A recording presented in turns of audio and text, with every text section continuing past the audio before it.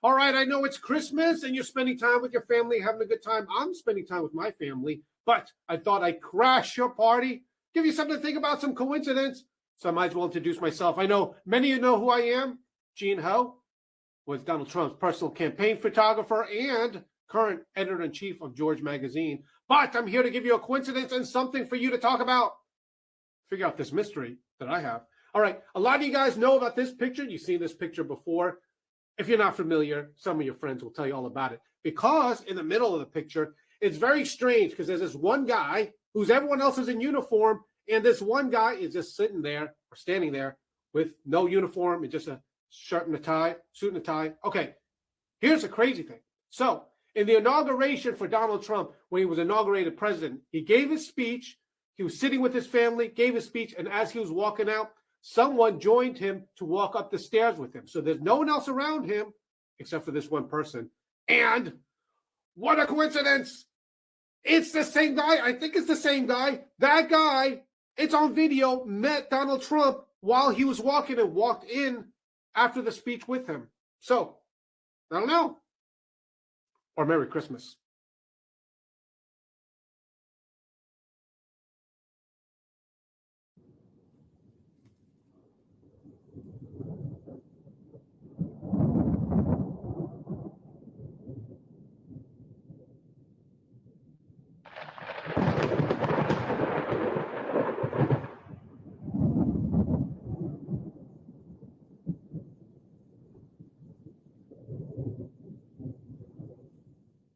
I don't want to hear about it anymore.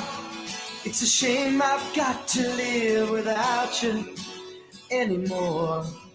There's a fire in my heart, a pounding in my brains, driving me crazy. We don't need to talk about it anymore. Yesterday is just a memory, and we close the door. I just made one mistake. I didn't know what to say when you called me baby. Don't say goodnight. Say you're gonna stay forever.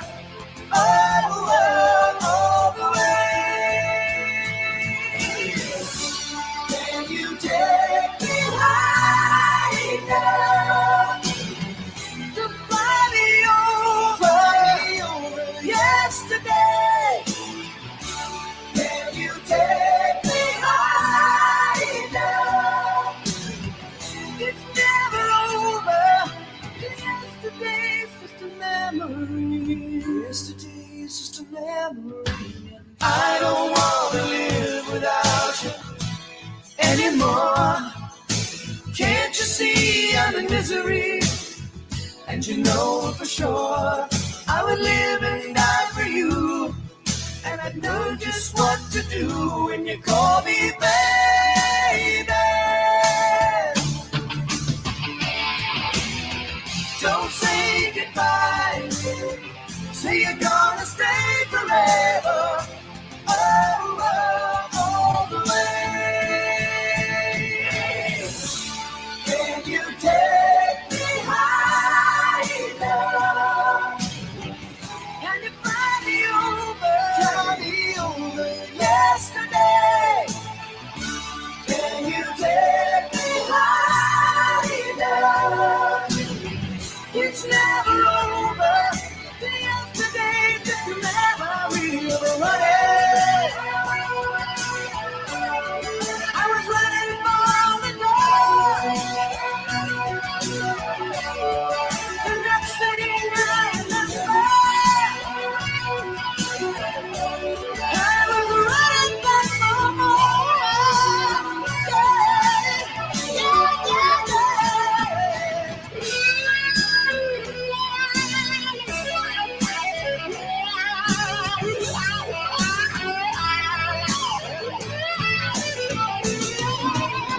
Don't say goodbye. Say you're gonna stay forever. All the way, all the way, all the way.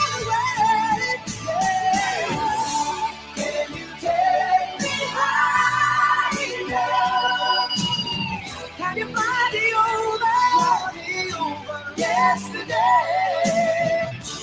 Can you take me high enough? It's never over. Whoa, whoa, whoa, whoa. Can you take me high enough? Won't you fly me over? Won't you fly me over yesterday? Can you take me high enough? It's never over. Whoa, whoa, whoa, whoa.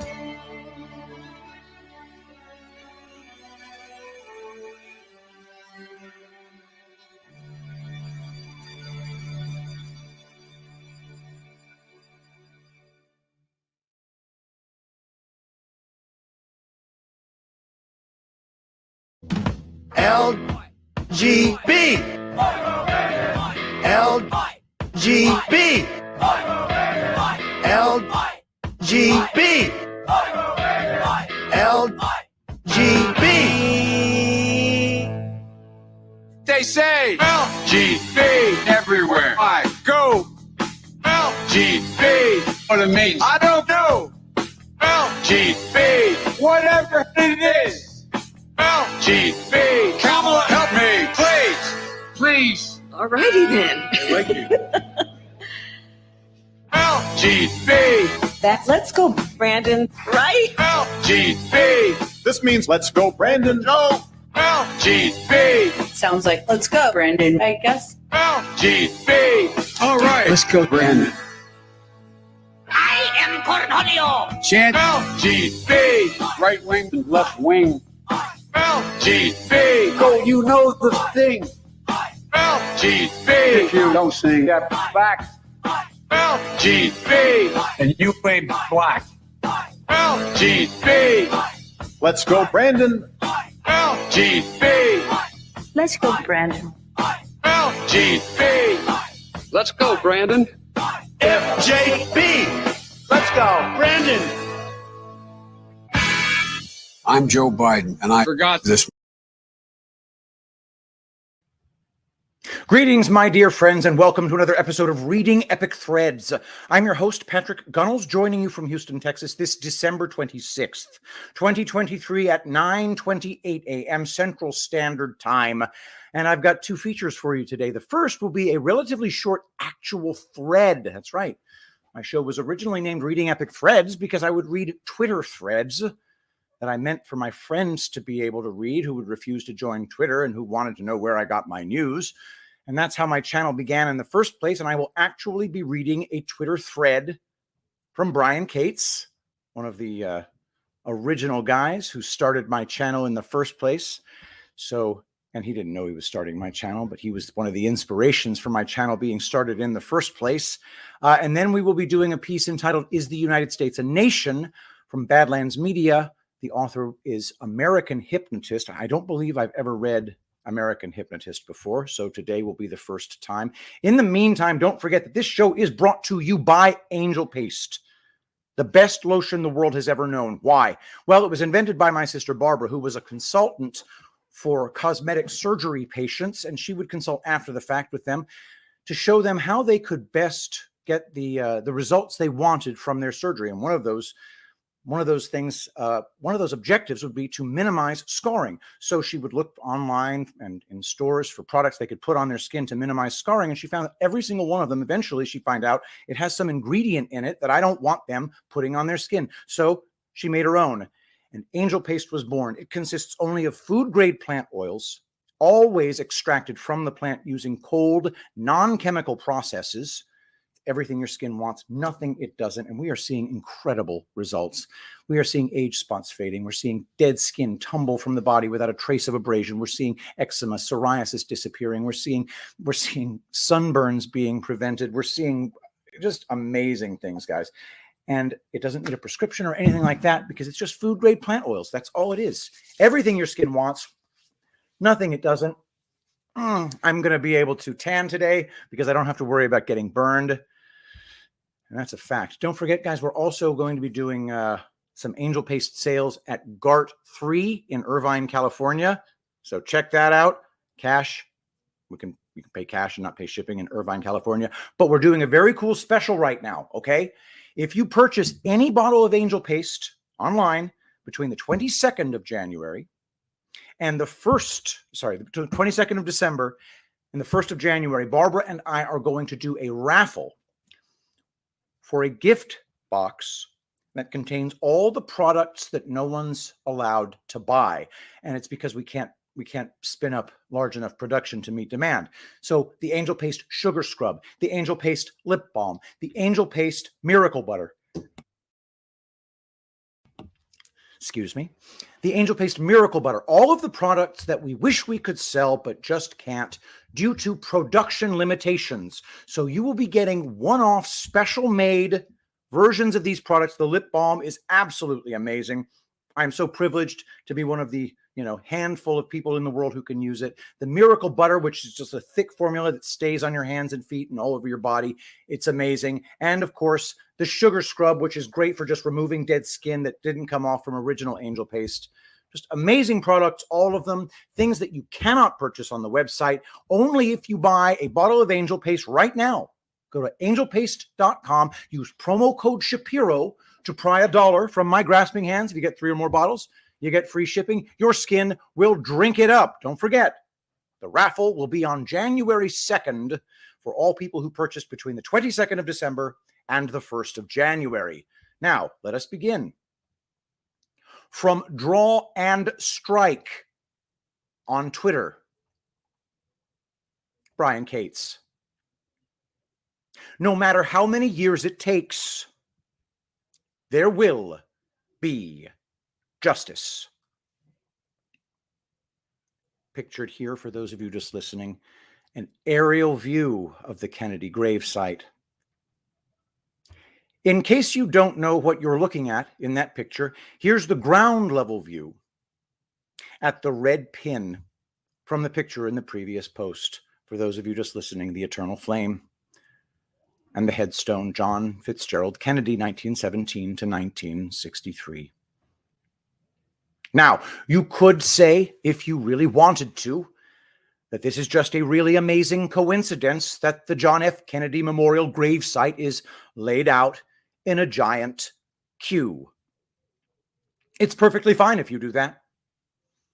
It's also perfectly fine if I posit a whole lot of shit you've been watching unfold for the last 40 years is an underground war between opposing sides, and one side only began revealing itself publicly quite recently. They've been flying under the radar, preparing to take on what is in fact an evil cult that runs much of the world, the cult that killed Kennedy.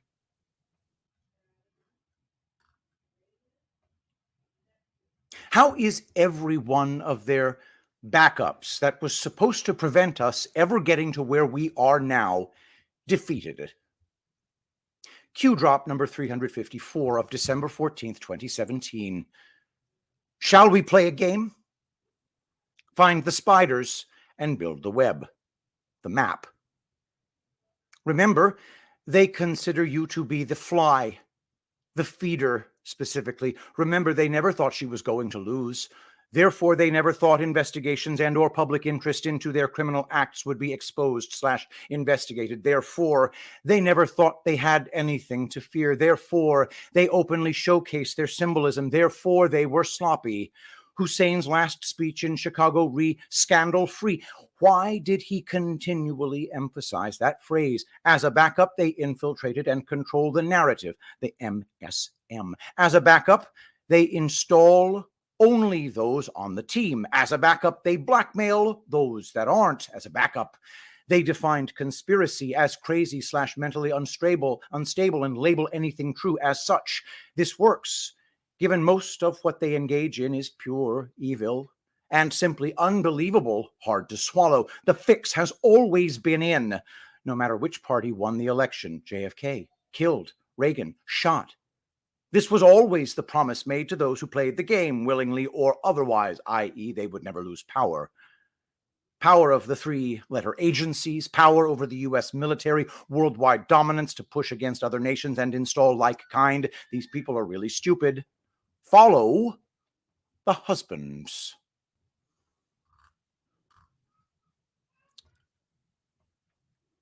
Q drop number 121 of November 6th, 2017. Why were the acts that recently occurred in SA so critically important? What U.S. assets are in place in/near SA? What assurances were made to protect the kingdom? Who shot down the missile from Yemen?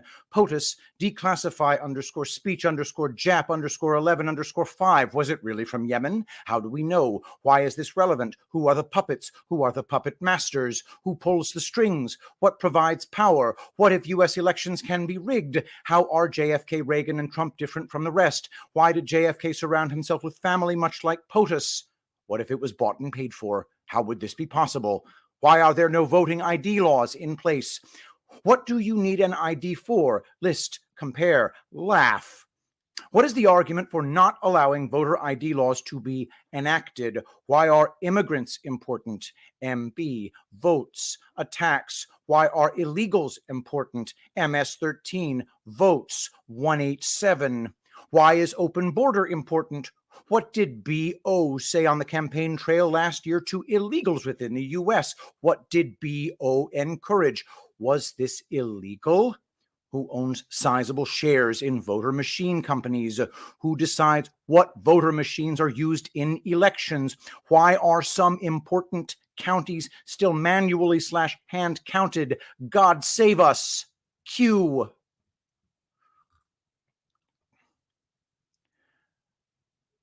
Leading people to start asking the right fucking questions 6 years ago was not a bad thing. I don't care who bullshits you about it.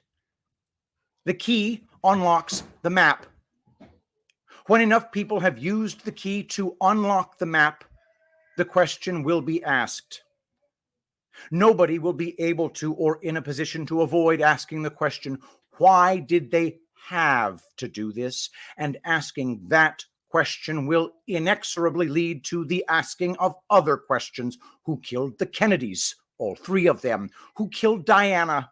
Who planned and executed 9/11 to cover their outright theft of $2 trillion of our money over the prior decade and trillions of it since then? Who really controls the illegal and unelected shadow government that runs not only Washington, D.C., but the political capitals of over 24 countries? Who repeatedly plans, launches, and successfully executes color revolutions around the world to ruthlessly expand their sphere of influence, domination, and control? Who has such a massive amount of illegal and unelected control of the three-letter agencies in D.C. that they could not only think about assassinating U.S. presidents and launching something like 9/11, they've actually done it and gotten away with it? When you begin asking these questions, you encounter what I refer to as the awful truth.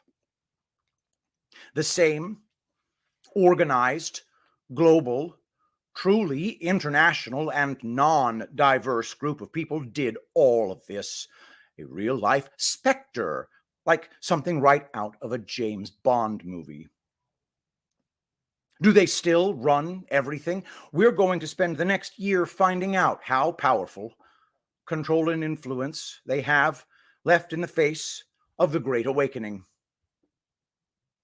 And that is a thread from Brian Cates. Pretty cool, guys. It's nice to have a thread. Really, seriously, it's freaking amazing. I really hope we can get more of these threads. So if anybody sees a kick-ass thread on Twitter, email it to me at pgunnels@gmail.com and just put in the subject line, possible thread. Only threads, though. I don't want, I mean, you can, of course, suggest articles, but I really am interested in threads because this show is called Reading Epic Threads. So I'd like to throw a few in there once in a while. Guys, don't forget, we have a raffle on Angel Paste We're going to have the drawing on January 2nd. Anybody who purchases a bottle of Angel Paste between December 22nd and January 1st is entered into a raffle for all of the products that we don't make for general sale. That's the Angel Paste Sugar Scrub. That's the Angel Paste Miracle Butter, the thicker formula. It's the Angel Paste Lip Balm. All of these things are unavailable for anybody to purchase. You can only win them in the drawing to take place on January 2nd. So go to www.angelpaste.com, use promo code Shapiro to pry $1 from my grasping hands. And if you get 3 or more bottles, you get free shipping. Angel Paste, your skin will drink it up. Okay, let's check out American Hypnotist from badlands.substack.com. Is the United States a nation? Obscure case law raises some fundamental questions. By American Hypnotist. No matter where in the world you grew up, no matter what culture you belong to, you were taught lies about America from the moment you were born. These lies have run the gamut from subtle to blatant. In every case, the aim is the same: to rob and indeed enslave the people of the entire world.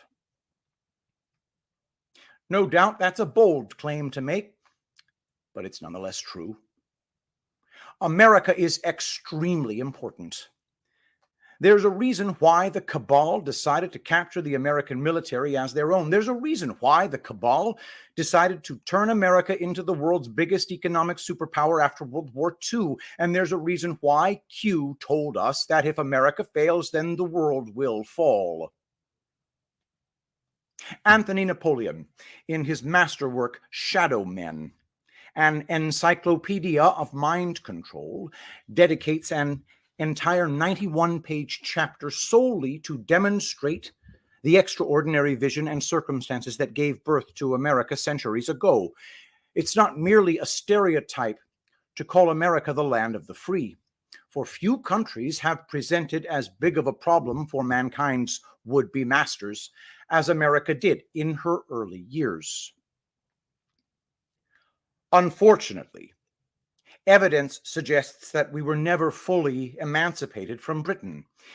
It may be the case that we've never seen the true American dream come to life. Maybe we will be the ones to make that happen. In any event, I've pointed out numerous contradictions between the truths of law and history as best I can discern them, versus many false narratives concocted by propagandists, and today's article will continue along those lines. When a unified front of propagandists all march in lockstep, repeating the same lies over and over again, I call this operation the organized murder of the truth. But unlike with physical murder, the truth can be brought back to life. All it takes is for men and women to go out of their way to learn truth as best they can, and then speak it to others. It's not necessary for us to get everything right, but it is necessary for us to do the best we can on a day-to-day basis. With that in mind, we need to talk for a bit about language itself in order to properly frame some startling quotes I found about our legal system that come straight from the mouths of American judges. 2 basic kinds of language. According to modern language theory, language comes in 2 fundamentally different forms, being natural and formal languages. These 2 forms serve fundamentally different purposes, both of which are extremely important to the functioning of our society. A natural language is a conventional language that arises naturally amongst people as they communicate with each other. In a natural language, words, symbols, phrases can have multiple meanings depending on context, convention, connotation, etc. Sometimes words, symbols, phrases can even take on contradictory meanings. At the highest level, social engineers are indeed intentionally scrambling our natural languages to produce confusion and suffering in the masses. Here's a famous example of a phrase that was put into the popular lexicon by social engineers in order to confuse people. Black lives matter. Sadly, that phrase no longer simply refers to the idea that the lives of Black people have intrinsic value. Now, it's become synonymous with social justice activism. Consequently, if someone were to say that they don't support Black Lives Matter, it could at least be theoretically interpreted in two ways. Either they literally don't think that Black lives have intrinsic value, or they don't agree with the social justice activism that takes place under the BLM banner. I guarantee you that this was set up that way on purpose. Natural languages are important for us on a psychological level. Without them, we'd have no poetry, but slippery poetic language simply won't suffice in all contexts. There are times when it's vital that words have a singular meaning to convey certain ideas and concepts with precision. A formal language is a language wherein words and symbols only ever have one specific meaning. An example of a formal language would be computer code. If you wanted to formalize a language, what you do is disambiguate every single word/symbol within said language to the point where there can be zero ambiguity regarding the meaning of words and symbols. Doing so essentially converts the natural source language into a formalized derivative language. In medical, engineering, and legal contexts, it's essential that we formalize language to the highest degree possible, simply because these situations require a more reliably exact transmission of meaning than everyday texts. Natural languages are easier on the brain, and we'd be completely stunted in our communication if we had to communicate purely in unambiguous formalisms. Justice, however, requires we go the extra length to speak in unambiguous formalisms when determining whether someone has broken a law or not. If the meanings of words in a courtroom were to change with the directions of the wind, it would render the courts altogether useless. This is why getting our terminology correct is the key to figuring out truly what's going on in the legal realm, which in turn is a vital key to figuring out what's really going on in the world. Now, let us disambiguate some important words and in the process discover that something is very amiss with regard to the way that history and law are taught throughout the Western world. Without further ado, what is a nation? Is Massachusetts a nation? You probably think that the United States of America is a nation, right? Well, it turns out that there are conflicting ideas out there about that. According to the U.S. Supreme Court, stated in the Cherokee Nation versus the State of Georgia, Chapter 30, U.S. Section 1, 8 LED 25, 1831, we're told, quote, the terms state and nation are used in the law of nations as well as in common practice as importing the same thing, end quote. Indeed, one often hears about nation states as though they were some kind of hybrid entity, a state and a nation rolled into one and the same entity. But if these two words refer to the same basic concept, then that would be redundant, wouldn't it? One might as well refer to their pet cat as a feline cat. Indeed, we have plenty further evidence of this equivalence between the concepts of state and nation coming directly from the legal profession itself. Dr. Gerald Brown wrote a fascinating paper entitled Cooperative Federalism, wherein we read, quote, the Declaration of Independence does not portend to create a single nation. If it did, its name should be the New State of Britain, or the State of America, or the State of the New World, or any other name representing a single entity. But the proper name of our political arrangement is in the plural, not the singular. Also, the Declaration of Independence did not create a name for this alliance of American states that came 2 years later with the Articles of Confederation. At the time of the Declaration, these American states were united in purpose and action to be free and independent of British rule first, perhaps, but free and independent of each other as well. By referring to Great Britain as a state, this paragraph tells us that the Founding Fathers understood a state to have the same status as any nation on the world scene.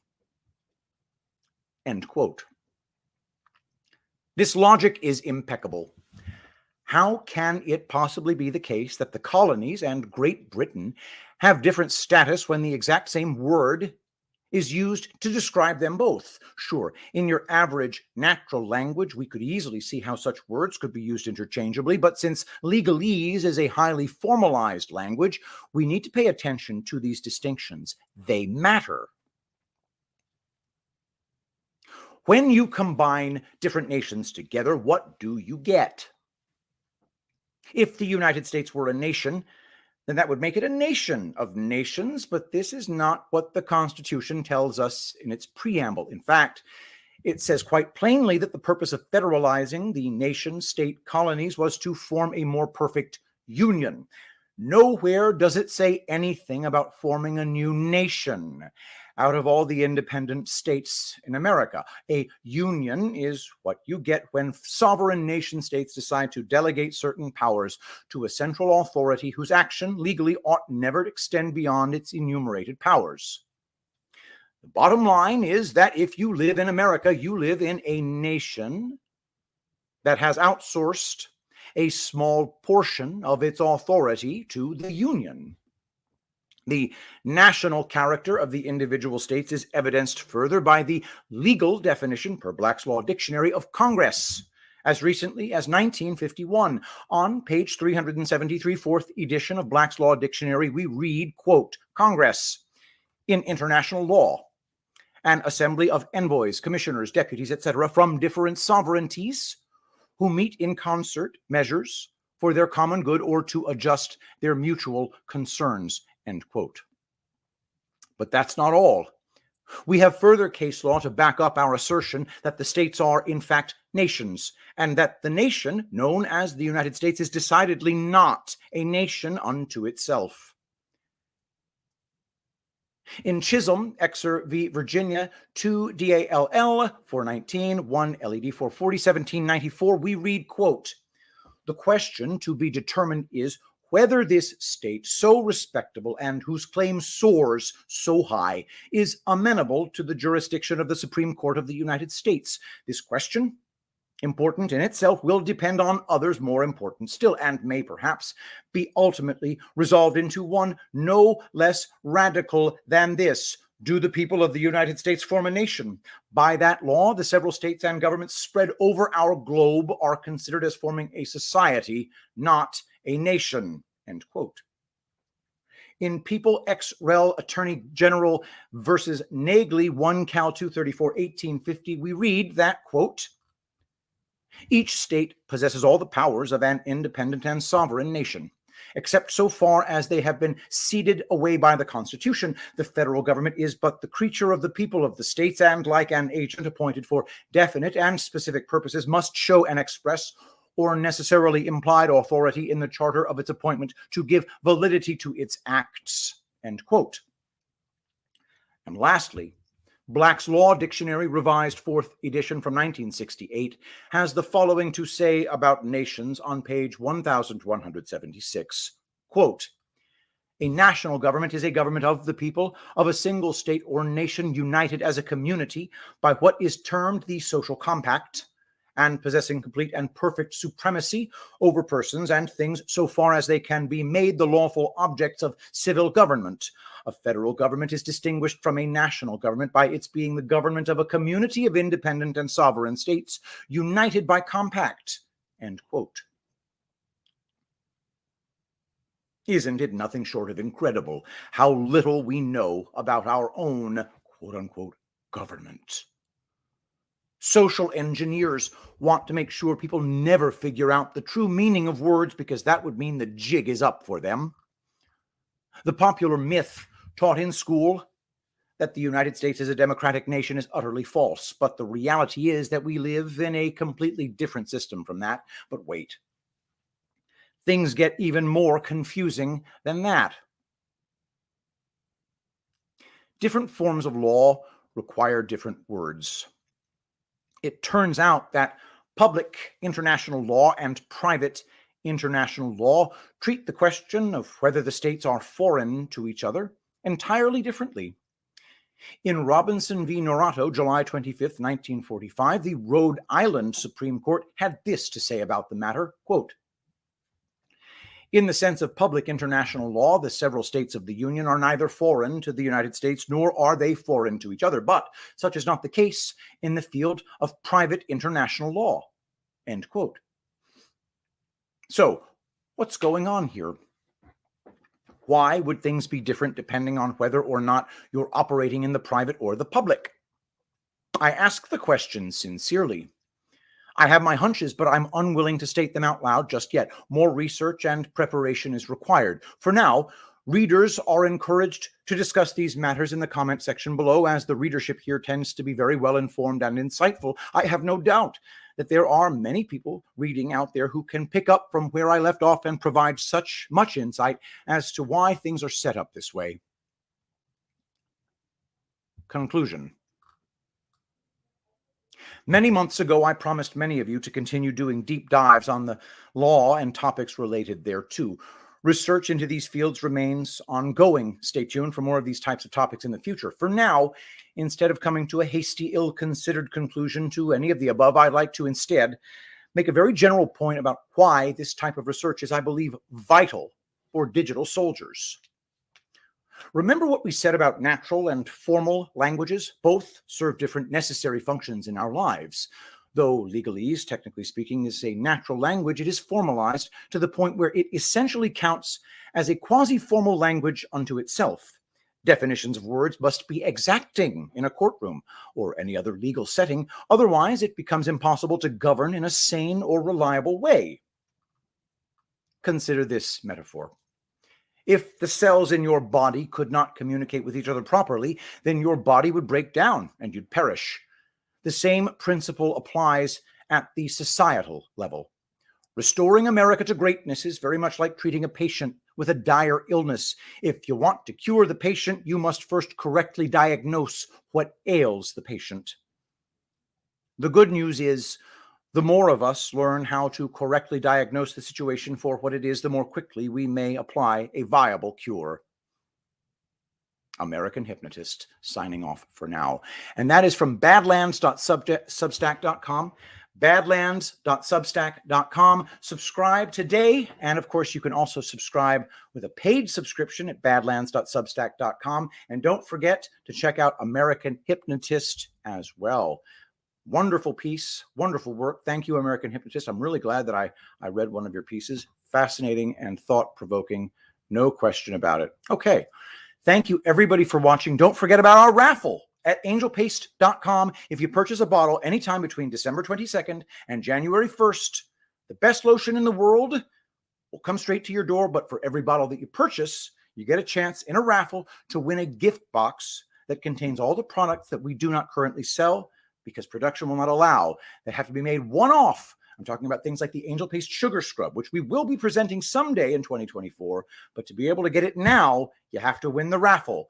If you want to get the Angel Paste Lip Balm, you have to win the raffle. And if you want to get the Angel Paste Miracle Butter, a product that I genuinely miss, you have to win the raffle. So go to angelpaste.com, buy your bottle today. Use promo code Shapiro to pry $1 from my grasping hands. And if you get 3 or more bottles, you get free shipping. Angel Paste, your skin will drink it up. Thank you, everybody, for watching. Thank you for attending this relatively short episode of Reading Epic Threads. I'm headed to the United States Post Office to drop off 2 full crates of Angel Paste to get them out in the mail to people who ordered over the Christmas weekend. Thank you, everybody, for your orders. Thanks for everything that you do to make this possible. Don't forget, hit the thumbs up button if you can. Really appreciate it when you do that. And subscribe on Rumble. I have been spot welded to 33,000 subscribers on Rumble for, 18 months now. It's freaking psychotic. Anyway, do hit follow, like, and subscribe. Do all that stuff. Let us pray. Saint Michael the Archangel, defend us in battle. Be our protection against the wickedness and snares of the devil. May God rebuke him, we humbly pray. And do thou, O Prince of the heavenly host, by the power of God, cast into hell Satan and all evil spirits who prowl about the world, seeking the ruin of souls. Amen.